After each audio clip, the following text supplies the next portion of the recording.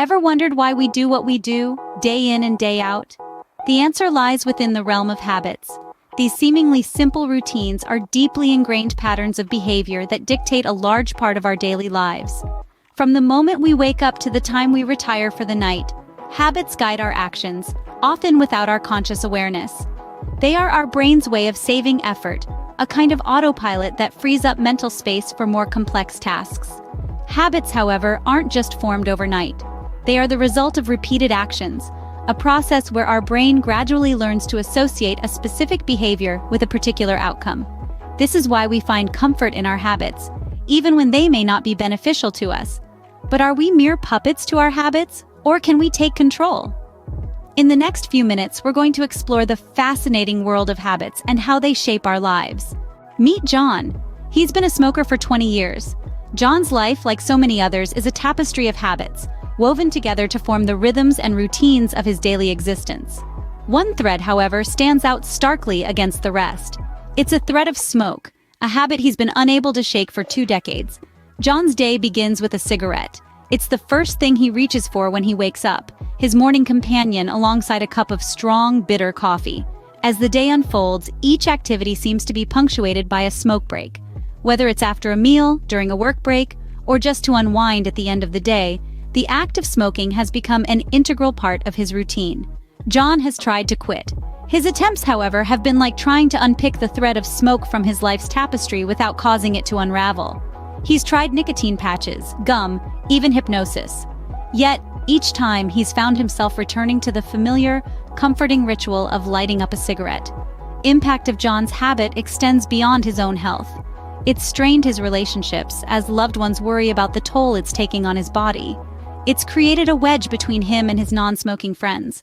His children too have begged him to quit, their young eyes filled with fear and concern. John's habit has also had a significant impact on his health. His once robust lungs now wheeze and struggle. His skin bears the telltale signs of long-term smoking, and his energy levels have taken a dip. Yet, despite these clear signs, quitting has remained an elusive goal. John's story is a classic example of how habits can hold us in their grip. It's a tale of struggle, of repeated attempts to change, and of the powerful hold that habits can have over our lives. But it's also a story that holds the promise of change, a testament to the human spirit's resilience, and a reminder that it's never too late to break free from the shackles of harmful habits. But why are habits so powerful? The answer lies in the intricate workings of the brain. Habits are formed in a part of the brain known as the basal ganglia, a compact region nestled deep within the cerebral hemispheres. This is where patterns of behavior, like habits, are stored and processed. Think of the basal ganglia as an efficient librarian. When you perform a behavior repeatedly, the basal ganglia takes note. It says, "This action seems important. I'm going to file it away for easy access." Over time, as this action is repeated, the basal ganglia retrieves it quicker and quicker, making the behavior automatic. That's how habits are formed. But there's another player in this game of habit formation, the reward system. This system, driven by a neurotransmitter called dopamine, provides the motivation to repeat behaviors. When you do something that feels good, like eating a piece of chocolate or finishing a run, your brain releases dopamine. This feel-good chemical tells your brain, "That was great, let's do it again." This reward system, in tandem with the basal ganglia, ensures that behaviors which are beneficial or pleasurable get repeated, thus forming habits. However, not all habits are beneficial. Some, like smoking or overeating, can be harmful. But because the basal ganglia and the reward system work together to make these behaviors automatic, they can be incredibly hard to break. This is why you might find yourself reaching for a cigarette or a cookie, even when you consciously know it's not good for you. The basal ganglia has made the action automatic, and the reward system is craving the dopamine release it gets from the behavior. So, habits are not just a matter of willpower. They're a complex interplay of brain activities. Indeed, it's a dance choreographed by the basal ganglia and the reward system, with dopamine calling the tune.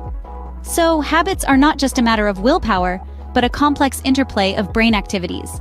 Now, let's look at Sarah. She was once a couch potato, but now she runs marathons. Sarah's journey from sedentary living to marathon running is nothing short of inspiring. Initially, she spent most of her days in front of the television, munching on unhealthy snacks. She was inactive, and her health was starting to show the repercussions of her lifestyle. Then, one day, Sarah decided it was time to make a change. She was ready to replace her old habits with new, healthier ones. Sarah started small, as most significant changes often do. She began by taking short walks around her neighborhood. At first, it was challenging. Her muscles were sore and her energy was low. But Sarah was determined. She knew that the first step to forming a new habit was consistency. So she continued her walks, gradually increasing the distance and pace. Over time, Sarah replaced her habit of snacking with healthier options. She started drinking more water and less soda. She started cooking her meals instead of ordering takeout. These small changes, though difficult at first, became habitual over time. As her endurance improved, Sarah started running. First, it was just a few blocks, then a mile, then 2, then 3. Before she knew it, she was signing up for her first marathon. Running a marathon was a challenge unlike any other. But Sarah was prepared. She had formed a new habit, a habit of resilience, perseverance, and dedication. The transformation was staggering. Not only did Sarah's physical health improve, but her mental health did too. She was happier, more confident, and more focused. She was no longer the couch potato she once was. She was a marathon runner. But the most significant change wasn't in her physical appearance or her newfound love for running. It was in her mindset. Sarah had discovered the power of habit. She had learned that she could change her life by changing her habits. Sarah's story shows us that habits can be changed and new ones can lead to incredible transformations. But how easy is it to change habits? Well, let's be honest. Changing habits can be a tough nut to crack. It demands a lot of willpower, determination, and most importantly, patience. It's like attempting to reroute a river. It won't happen overnight. But don't be disheartened, it's not impossible. There's an old saying, Rome wasn't built in a day, and it perfectly applies to habit change. It's a process, a journey that requires you to take one step at a time. And the first step on this journey is setting clear goals. Imagine trying to reach a destination without knowing where it is. Sounds impossible, right? That's exactly what it's like trying to change a habit without clear goals. Whether you're trying to quit smoking, start exercising, or eat healthier, it's crucial to define what success looks like for you. Be specific, be realistic, and most importantly, write it down. A goal that's not written down is just a wish. Now let's talk about support. It's easy to underestimate the power of a support system, but it can be a game changer when trying to change a habit. Surrounding yourself with people who understand your struggle, who can offer encouragement and hold you accountable, can make all the difference. Remember, it's okay to lean on others. Lastly, let's not forget about rewards. Rewarding progress, no matter how small, can be a powerful motivator.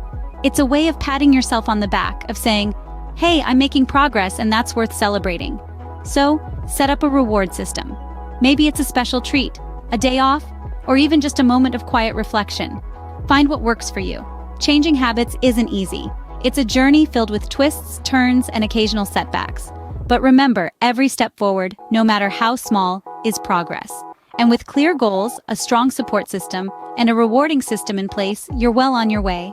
Changing habits isn't easy, but with the right approach, it's definitely possible. So, what have we learned about habits? We've journeyed through the world of habits, understanding their immense power and influence in our lives.